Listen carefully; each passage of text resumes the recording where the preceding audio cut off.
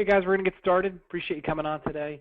What we're going to cover today is we're going to try to kind of go through one of the keys to success with LinkedIn. And one thing I've kind of have listed here is, in my opinion, there really are three keys to being successful.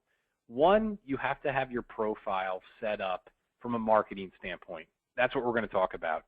Next week, we're going to talk about making sure that you have the connection management aspect in place. And then in 2 weeks, we're going to talk about utilizing LinkedIn's marketing tools.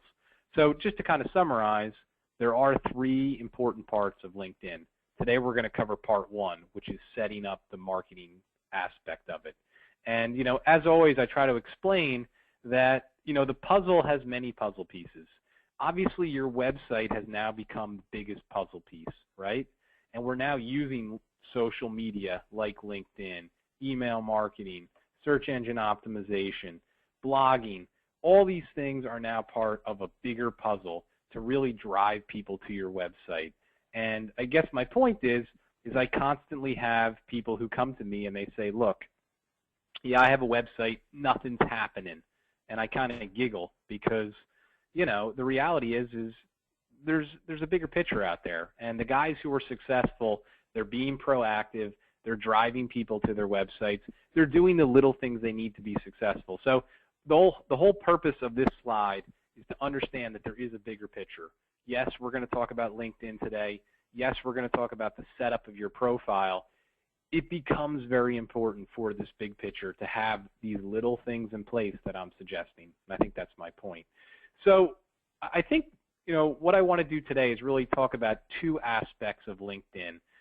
You know, before I do that, I think it's important to understand that for whatever reason, I find that maybe 60 to 70% of the insurance professionals I work with, when I look at their LinkedIn profile, I feel like it's a resume. It looks like they've written it to get a job. And I think it's just because of the schooling that, you know, myself and probably all of you went through is, you know, that's how we were taught to write a resume. And I guess where I'm going is your LinkedIn profile should not be a resume, unless you're unemployed and you're trying to get a job. Your LinkedIn profile should be a marketing page. It's a marketing page to sell you, to sell your services, and to make people feel really good about doing business with you.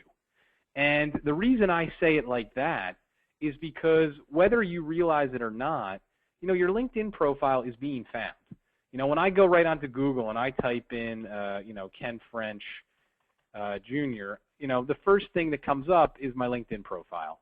It's not because I set it up like that. It's just because LinkedIn is I think it's the number 3 website in the world.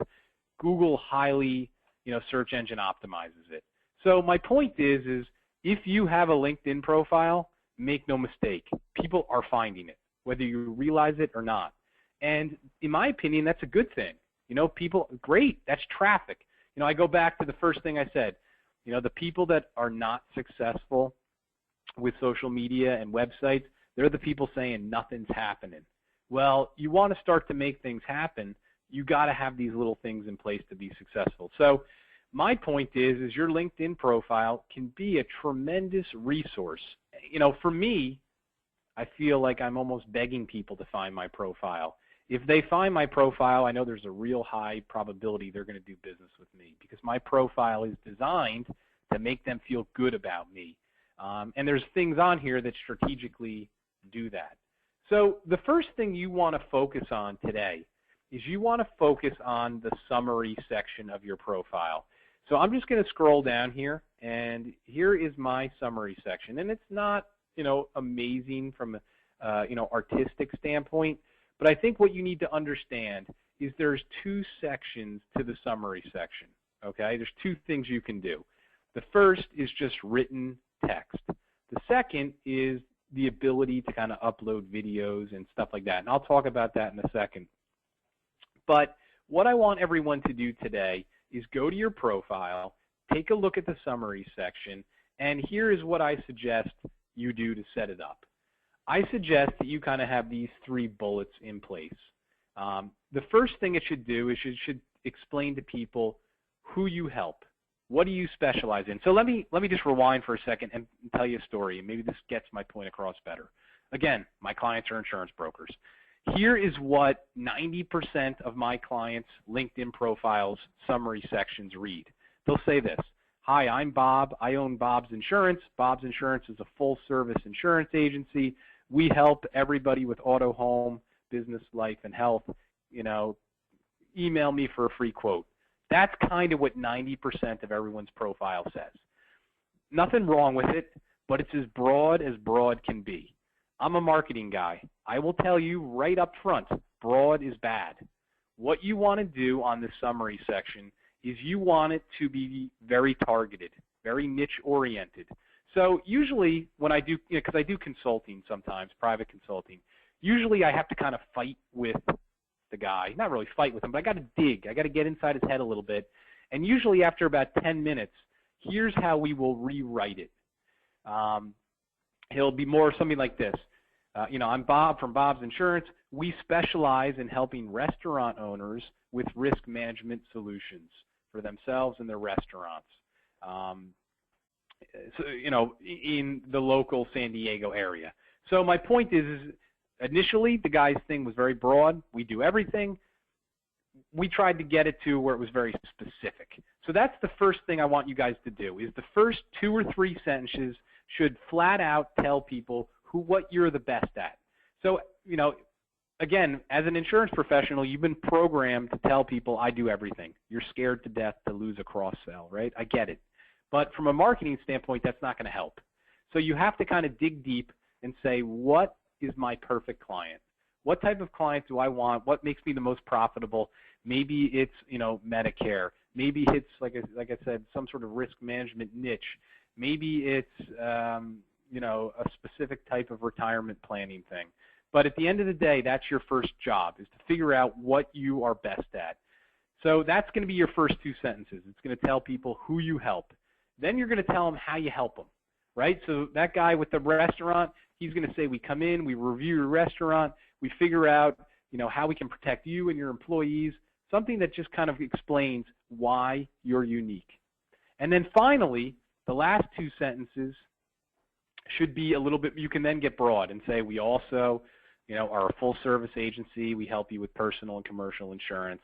And then finally, you want to have your contact information. You want to make sure you put your phone number right there, and you want to make sure you put your email address right there. So I know I just jumped around real quick, but I think my point is that your summary section is going to be somewhere in the in the neighborhood of 4 to 6 sentences. I'm just trying to pull mine up so everyone can see it. I'm kind of in edit mode, so it makes it hard. But you'll see kind of what I did. I kind of say, look, Snoozy specifically helps insurance professionals. We're unique because we help you redesign your site. We don't charge anything up front. Email me today if you'd like to have a free consultation. And here's also the services we offer. So that's what I'm looking for from you guys. I want kind of the first sentence telling people what you specialize in. The second sentences, you can be a little bit more broad, tell people the other stuff you do, and then, of course, make sure you put your email address and, possibly your phone number there, because people who use LinkedIn, they don't know how it works. I know there is an area to put your phone number in the contact info, but assume the people aren't going to find that. So you want to put it right there. That's going to help them call you. Now, that's the kind of first part of the summary section. Usually at that point, after I explain it like that, I get people saying, look, Ken, what we do is very complicated. I can't just explain it in a few sentences. And usually it's the employee benefit guys who tell me this, right? We get involved with defined contribution, we do self-funding, it's very complicated, blah, blah, blah. At the end of the day, that's fine. I get it. What I do is complicated too. So what I kind of mentioned here is the summary section has 2 areas. It has area 1, which is the text. That we want to make to the point, very niche oriented. But below it, there is an area where we can put videos, we can put PowerPoints, we can put PDFs. Maybe you guys have like a marketing packet for your entire agency. That's where you're going to put the more detailed stuff. And if you kind of go into the summary section and click this little box with a plus, it's going to allow you to either upload the PDF or PowerPoint or put a link to a video. I personally have chosen to put some videos there. They're little 5-minute videos that walk people through my services. I get a tremendous amount of hits on those. But my point is that strategically, that's how you want to set up the profile. The text, very simple, very niche-oriented. Below it, you can have more information, detailed information for that consumer that may need an extra bit of reading to understand exactly why you're unique. So that's probably the most important part of your profile. Now, I'm not spending any time telling you to have a picture. I'm not spending any time telling you to have your phone number and your website listed. I assume at this point you've taken the time to do that.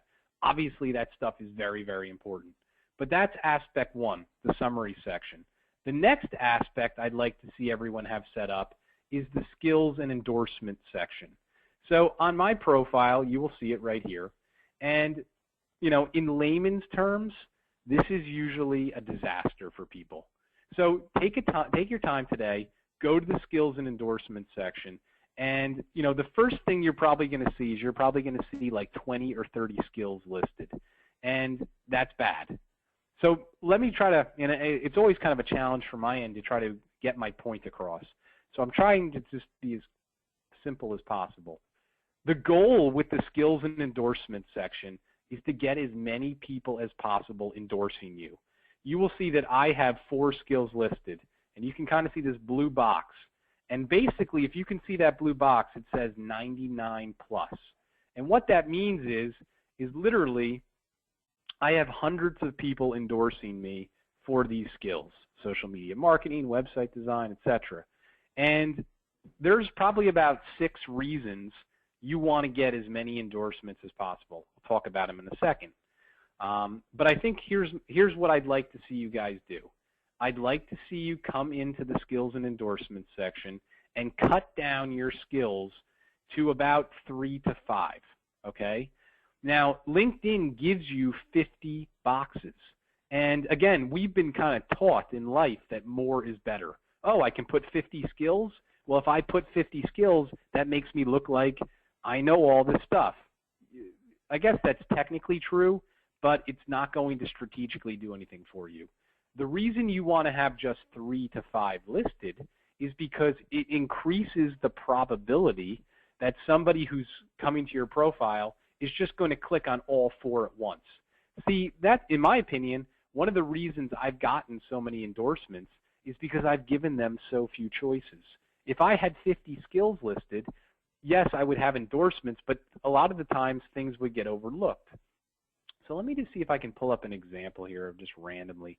This person just kind of endorsed me today because it's so, I feel like it's a common problem. Let's just see here. This one person, Yolanda. Okay, yeah. So you can see that she has maybe about 15 skills listed, and she looks like she's kind of new to LinkedIn. But here's my point.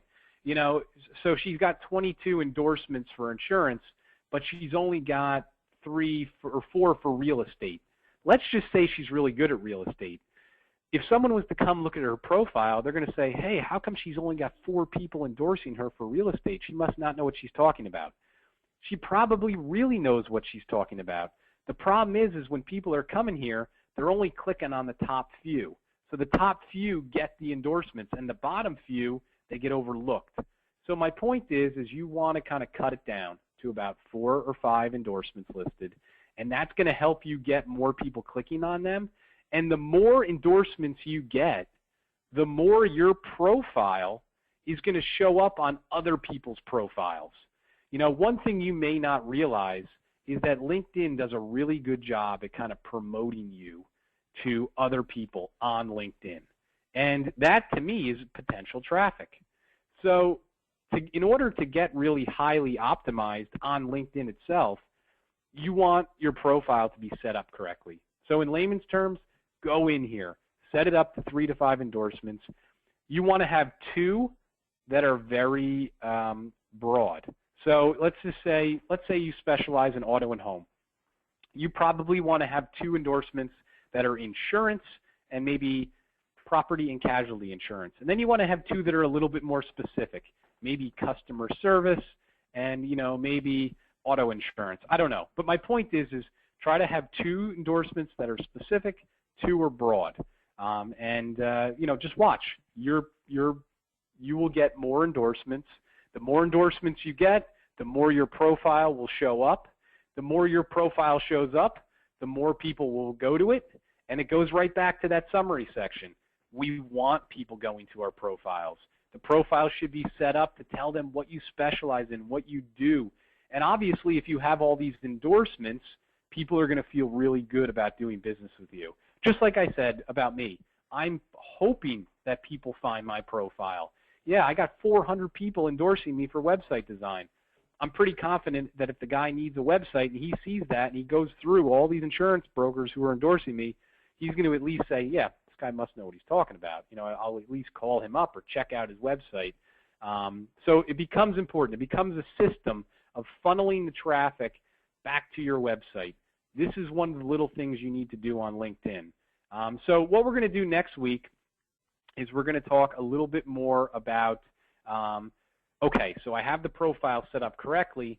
Now, how do I manage my connections to put me in a position to grow my database, to proactively market out my services to these people I'm connecting with, and more importantly, how do I tap into the people they're connected with? So I appreciate your time.